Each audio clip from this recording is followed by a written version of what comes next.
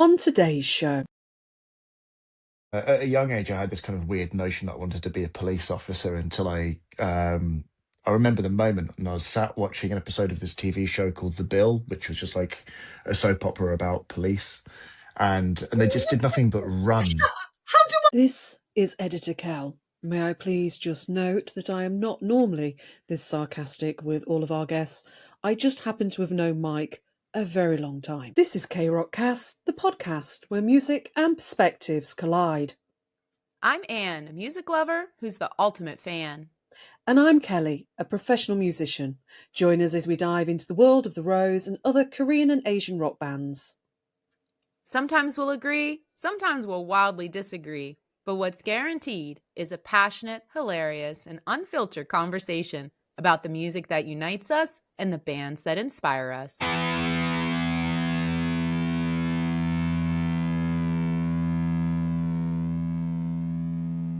Hi, everybody. We're excited to be welcomed by Mike Cowell. He is a commercial artist in our series that we call Genius Behind the Scenes Spotlight, where we love to spotlight professionals from across the music industry in roles that maybe the average listener of music isn't aware of or doesn't fully know exactly how these professionals contribute to the overall music. And Mike today, as an artist, has worked with a variety of bands and music artists, including our very own Kelly's band Spectral, on gig posters, music packaging, album art, and the like.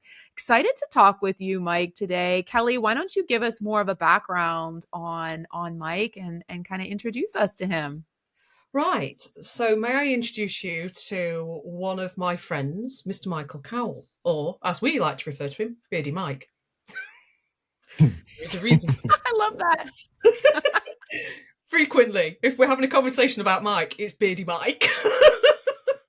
So, Mike's based in Nottingham, and he is quite possibly one of the best artists and illustrators that I know. He works in every single medium that you can possibly think of. And we go old school with proper traditional screen printing, ink, all the way through to digital work as well. Mike's artwork is that good. I have quite a few pieces of them, and every time he brings a new one out, I'm like, have I got the wall space to put it? Hence the fact there is actually a pile of artwork that's framed that's just sat against the wall because I don't actually have the wall space to put it. So Mike has worked with some really big artists and created artwork for them. So we're talking the National, Caius, the Dandy Warhols, Queens of the Stone Age. I mean, come on, people. You've heard of these artists. Mike knows what he's doing. And Mike also works with unsigned bands as well and sort of up and coming bands. And every now and again, he takes pity on fools like me and creates fantastic artwork. So Mike is responsible for the actual Spectral logo and the Empress artwork, which is on the front of our 1212 EP. And yeah, he's brilliant and his mind amazes me. Honestly and truthfully, I don't know where he comes up with half of this stuff. And he is the coolest person I know. Makes me feel very, very, very uncool and bitter. Am I making you go red, Mike? You're Quite red, blushing. yes. I win! I win for once. I win. Not used to so many compliments. Hey, no, not from me. Come on. Come on. I have to let a compliment slip every now and again. You are pretty good at what you do. Thanks. Obviously, as we've discussed, one of Mike's specialities is creating artwork for LPs. And some of the vinyls that he has created and worked with are just the most stunning things in the world. You know I have a vinyl problem. And some of the stuff that Mike has created is truly, truly stunning. One of the things that we do have to bear in mind with Mike is he actually takes part in exhibitions around the world. So he has done them throughout Europe and in America. And I'm 100% sure he'll go further afield. But I think we're counting up to about 50 now, Mike, or is it even more? Definitely past 50. Yeah, I'm going to say you've been around the world quite a bit, haven't you? Sort of displaying your art and talking about it, and Quite obviously, often the art has travelled more than I have. well, that's true. Sorry. Yeah, but yeah, you do like a little bit of a travel as well. And then to top it all off as well, Mike is actually in a coffee table book, which is this great big tome of a book, and it is literally on the history of art and music. So it gives you a rough idea. You know, he has a voice and people tend to listen to it, which is weird. Sorry, Mike. Come on, I've got to finish this in full. I've known you too long, dude. It's as simple as that. So, Mike, welcome. We're excited to dig in more about your background and experience, particularly as it relates to maybe cover art, gig posters, kind of working with musicians. Tell us how you first got into visual art. What led you to working in the music industry specifically as part of your career? Well, I've been drawing like forever. As a child, I just kind of be happier sitting drawing than doing anything else really. And at a young age, I had this kind of weird notion that I wanted to be a police officer until I remember the moment when I was sat watching an episode of this TV show called The Bill, which was just like a soap opera about police, and they just did nothing but run How do I not know about and this? like yeah, but we're talking like age of 6, Even so, and like how they were did I doing nothing not but know about this part of yeah. your life? It was like the first 6 years. But like they did nothing but run. It's like I don't want to do that. I was like, well, what do I want to do? And I was just like, I was lying on the living room floor with a huge piece of paper, just drawing. It's like this is all I want to do. Mm. How do we figure that out then? So it's like after that, it's like artist is what I want to do. But then it was kind of throughout school studying art and stuff. But it wasn't until I hit college that we had a project where we had to go and interview a professional artist of some kind.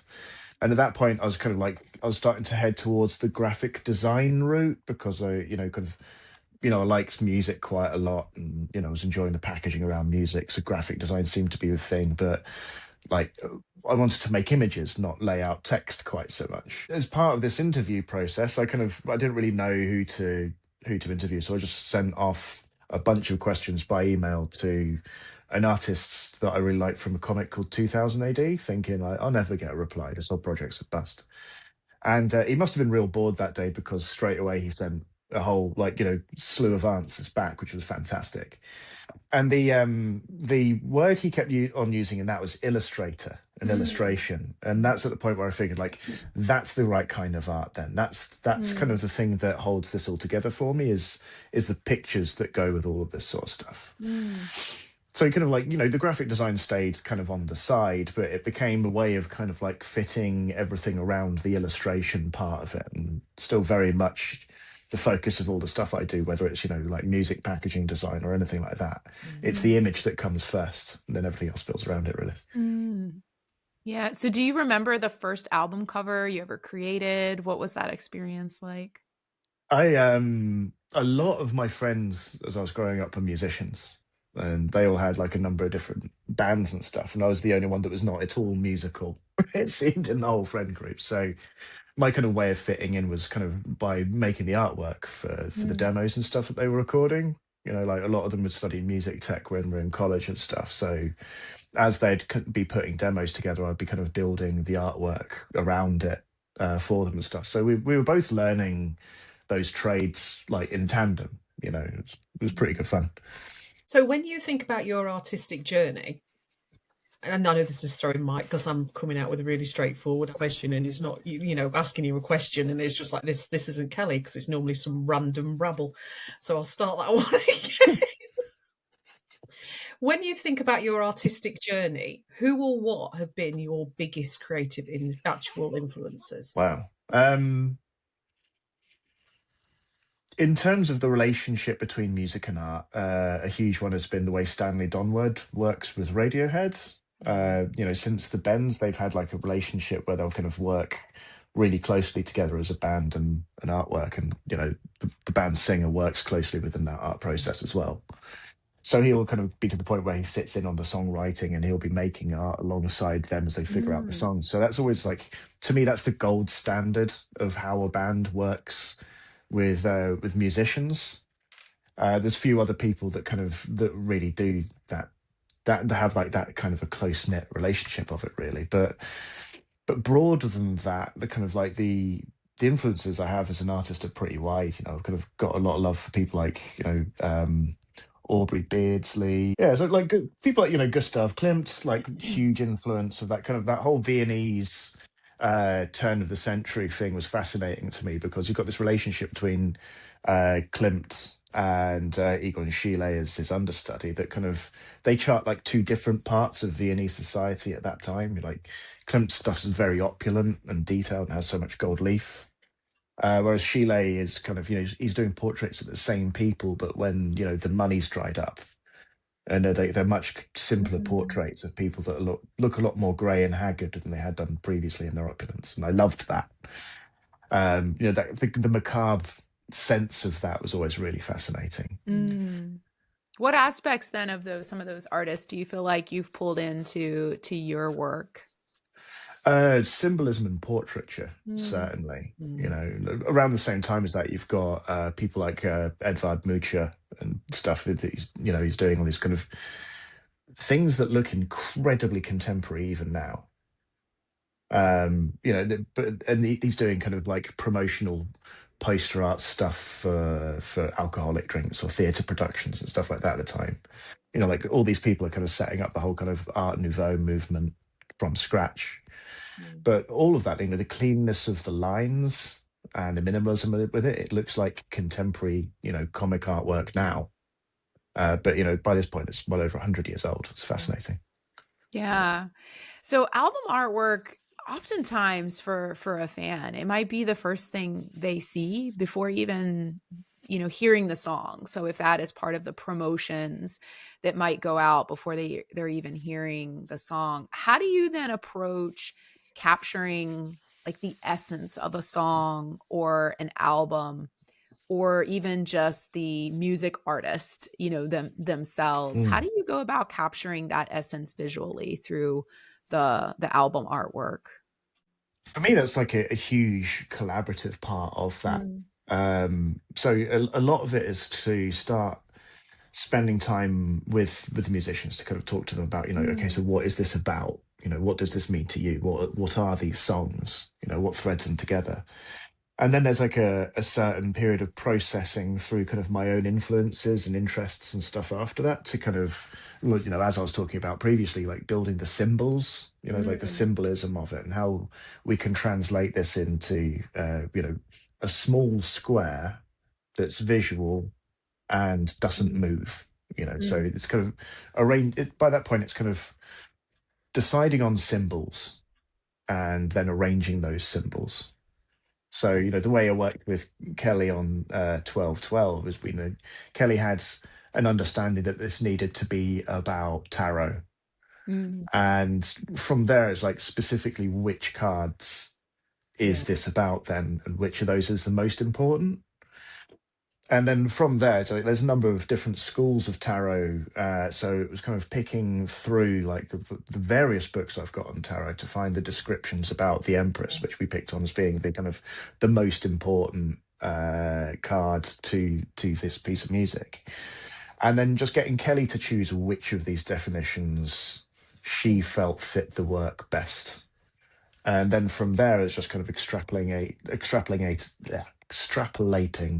out from there, like what the image was going to be. We've got by that point, we've got a pretty set collection of symbols, and it just had to be kind of, filtered through the way I draw, the way I think after that, to kind of build the image that was going to define this period of Spectral's career.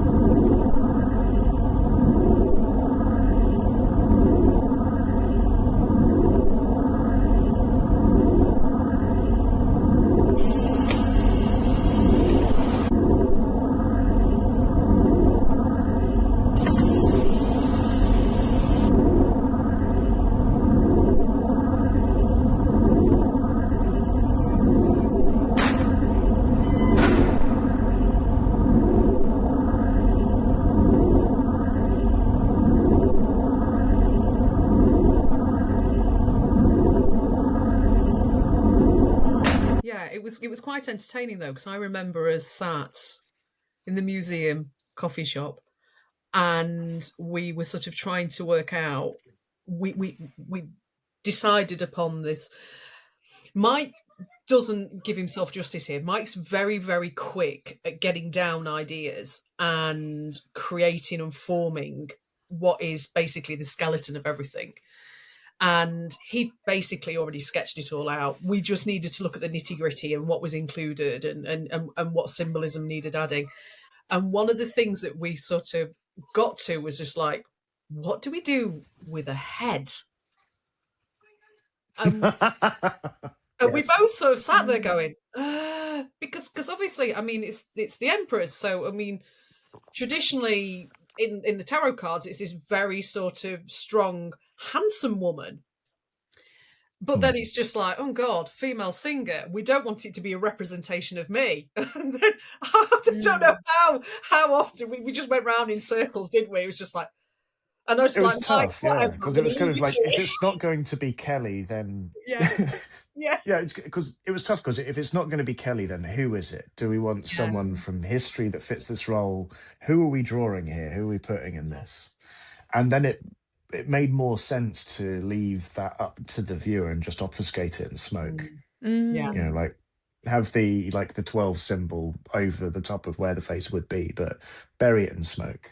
yeah. It made more sense to me that way. It did, and I think it's I quite love nice though, that. because it added that sort of mix of gender as well. That sort of very strong. It could be male or female. It lent itself to that, which was lovely, and it's kind of the whole mantra of everything that we do as well. So, but yeah, I mean, the man's pretty good at what he does. He's Too kind. not bad. So, how do you balance your own artistic style with the actual branding of the musician, especially if they've already had branding done previously and not started with you like Spectral did? Balance is definitely the right word. And it's always much easier with doing gig posters because they're so much more ephemeral. Yeah. You know, like a gig poster is very much for that specific moment of that one gig, whereas like an EP or album release has to define a band for a much longer period of time. And if they've already got a defined visual style or like a certain vocabulary built up by that point, that initial conversation is a little bit different. At that point, it's like, okay, so why me? What is it that you find connects your work with my work? What is it that you want me to do here? And then it's kind of, that's a stepping off point, and we can decide from there what what aspects of my visual style they want to incorporate. Like sometimes it's just kind of all they need to do is like just find a place for the logo in the artwork. Maybe they've got a certain color scheme that they want me to work with, and that's absolutely fine too. But again, it's all part of the collaboration. Yeah, and I love that. I think it kind of leads into our next question about like, most memorable collaborations or even creative clashes you've had. Well, it's rare that I end up clashing. Oh, that's Um, great then. that's super important. Yeah. But there's another band that I spent an awful lot of time collaborating with over well over a decade now, I think, is a Swedish black metal band called Mefarash. And my first introduction to them was it was out of the blue, and they were like, just kind of like, we're writing an album. It's kind of about this. And I was like, okay, cool. So I started throwing ideas together, and like, how about these? And it's like, it's not quite there. Like, these guys' standard is incredibly high, and I wasn't quite hitting it with the symbolism, and and they're kind of like theistic Satanists as well. They take their religious practice very seriously, and I straight away they were like, okay, so he doesn't know enough. So they put me in contact with a chap named Giles DeLaval, who's kind of was very much their spiritual mentor at the time. And so you like speak with Giles about what it is that we're working on. And that kind of spent about like 6 to 12 months just learning an awful lot from these guys and working out how that that practice, that symbol structure related to this album that they were making, which were essentially hymns for a like a set of rituals. So the symbolism at that point was very specific and needed to be kind of presented in a very particular way, and also in a way that would be very kind of safe for the layman and the user as well, because there's kind of, behind these symbols is a lot of power. Yeah. And without understanding of what that power is, it could be quite sort of negative to certain individuals. So it was fascinating working through that. There was a book written off of the back of that by Giles as well, and I had the kind of honor of proofreading its first edition, which was fantastic. And I think that to me still stands out as an important collaboration, because I still work so much with Mefresh and everything else they've done since. I think a lot of it has been somewhat less intense.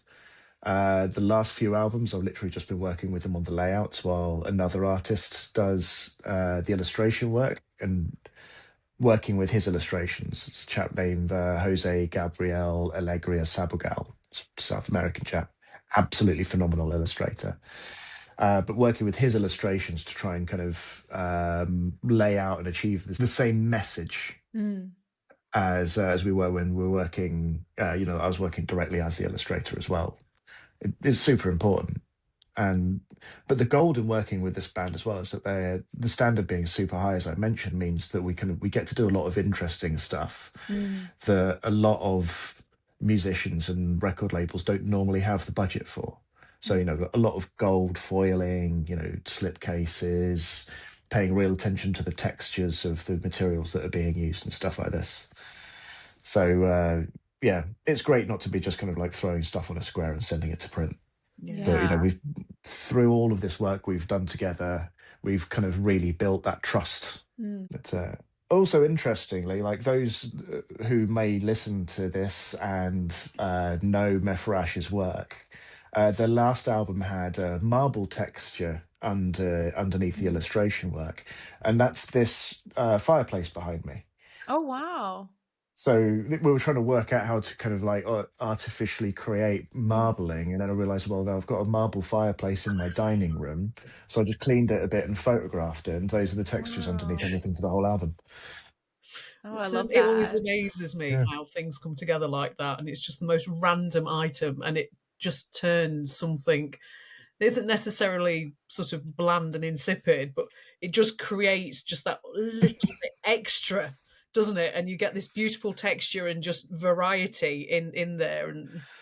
But yeah, only you could do that. Yeah, So it was hilarious. We're just like, how on earth am I going to achieve marble textures? And I was like, oh, I don't have hold to. on a minute, I have a marble fireplace. It helps, doesn't it? So music tells a story through sound. Art always tells a story through imagery. How do you translate the sound into visuals? Atmosphere. So like art is designed in some way or another to move the person who's receiving it. Like art is, whether it's kind of paint or dance or anything, it's about changing a state of being in the observer. And for me, it's retranslating that emotion or that atmosphere the musician is achieving as a visual piece. Yeah. Before we were recording, I was telling you a little bit of kind of the relationship Kelly and I have on this podcast. She's the professional musician. I'm the fan. So I come at all of these dialogues and conversations that we have kind of from that perspective of just a listener of music. And so one of the things I loved was growing up in the era of cassette tapes, which are kind of making this like fad comeback, which is so fun to me. But one of the things I loved, Mike, about getting my new cassette tape of my favorite artist was opening up that sleeve, that album sleeve. And it was like this accordion, and it just like felt like it went on forever, and I Mm, unfolded all those layers because what I loved to see and dig into was the artwork throughout all of those pages. And then there would be music lyrics and then all the credits that you could dive into.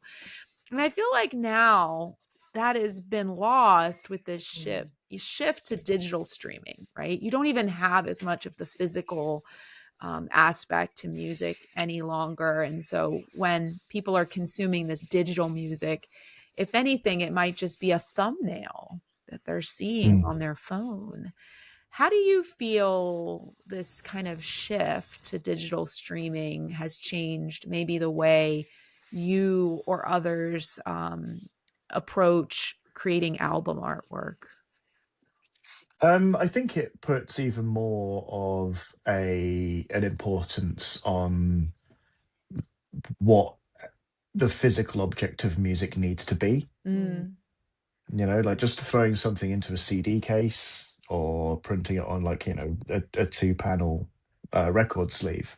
It's not enough, especially with the prices that these things have to cost these days. It's absolutely not enough. So extra attention needs to be spent on the materials. If this is a physical object, what does it feel like?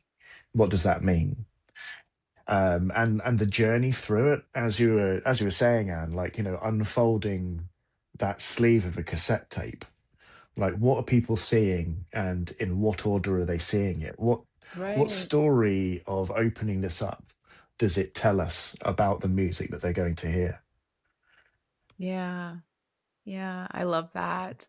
I know I kind of miss that in this age of just digital streaming where you're really kind of seeing the representation of the music in this one singular image in this thumbnail. And I feel like it must be challenging then to try to hone if you are helping an artist and maybe creating that one image where you had so much more room to tell the story if you were putting that in that sequence of unfolding in that album artwork in a cassette or even in the era of CDs or vinyl. But now you have this one singular image you have to try to capture that essence in. That must be more challenging.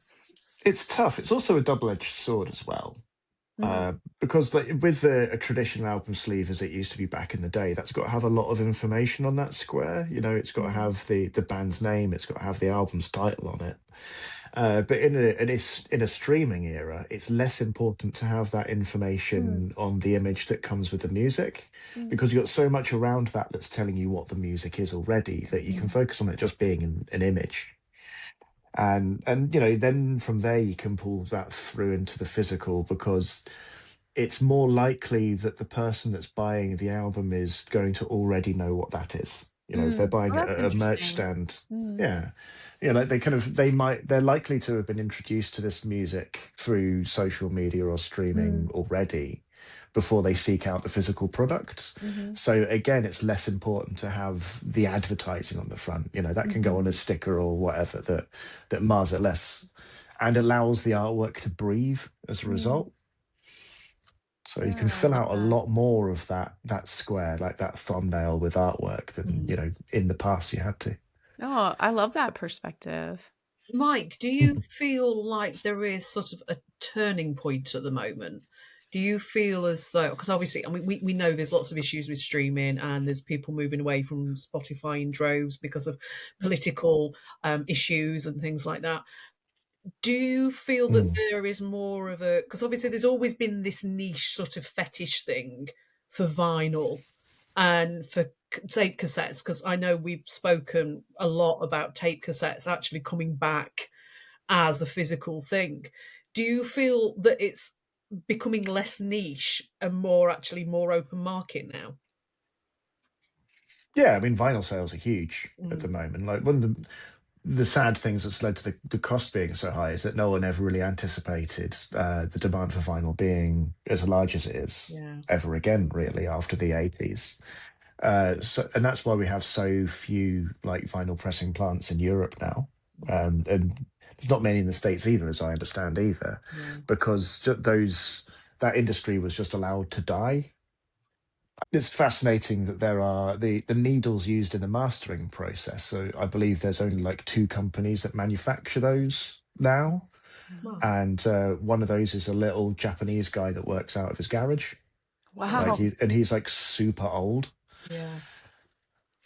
It's insanity. And I mean, we sit and talk about vinyl. I mean, the other day I sent you some video footage, didn't I, of a shop in Hong Kong that was like up a load of stairs, and there was all this Oh, glorious. hidden Yeah. treasure of vinyl, and it kind of amazes me that you sort of see it making this comeback. What do you think to the quality, though, of what is currently out in the market when it comes to sort of like... This is a double-edged sword. Exactly. Yeah. Yeah. So there's 2 paths I see with very little middle ground between them. And we see, especially for events like Record Store Day, there's a lot of people that are just a lot of labels that are just pushing out reissues of stuff without any real concern on the quality.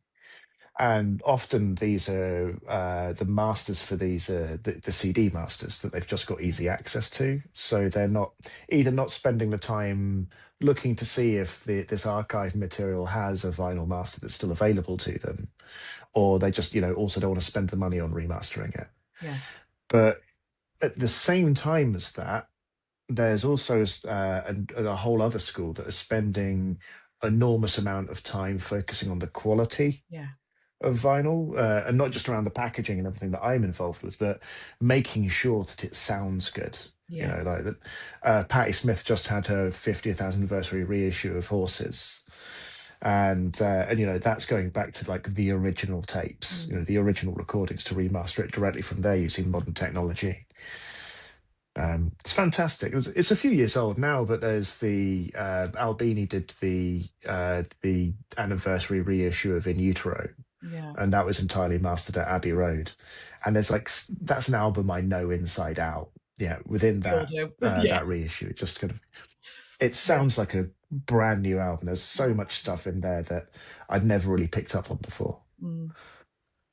That's one of the things that just amazes me, really does. So Mike, as we kind of start to round out our conversation today, tell us, are there any dream music artists that you would love to collaborate with in the future? Oh, wow.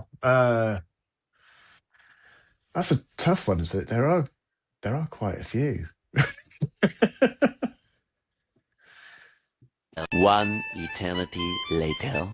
I mean, but there's several bands that come to mind, like Nine Inch Nails being one of them, because not just because I'm looking at a Nine Inch Nails record on the other side of the room, but they've had like a wonderful collaborative relationship with the artists that they've used. And there's kind of a few ideas I've had in the past of kind of, as that mix between the analog and digital.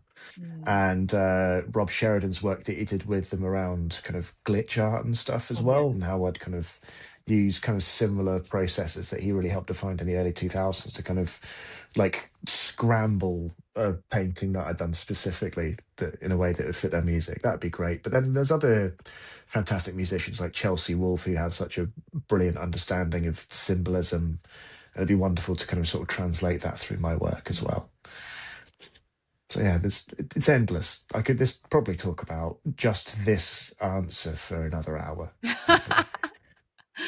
Oh, I love that. Well, as we wrap up, we like to do this on the podcast, Mike. We kind of like to have a little bit of a humor segment, kind of a would you rather challenge. So we've got one for you. Now, would you rather design the weirdest, strangest concept album of your life? Like think something crazy like polka trap fusion, or the most boring corporate pop cover art imaginable, but Mike, it wins a Grammy. Oh. She's a swine at this. She's a swine. Yes. I torture Kelly all the time with these scenarios. Every single show, every single time. Yeah. You see now, the amount of shit that I'd have fun hiding in some corporate pop record that would, just to see if I could slide it past the management, Ooh. would be an enormous amount of fun. Yeah. And I've done it before.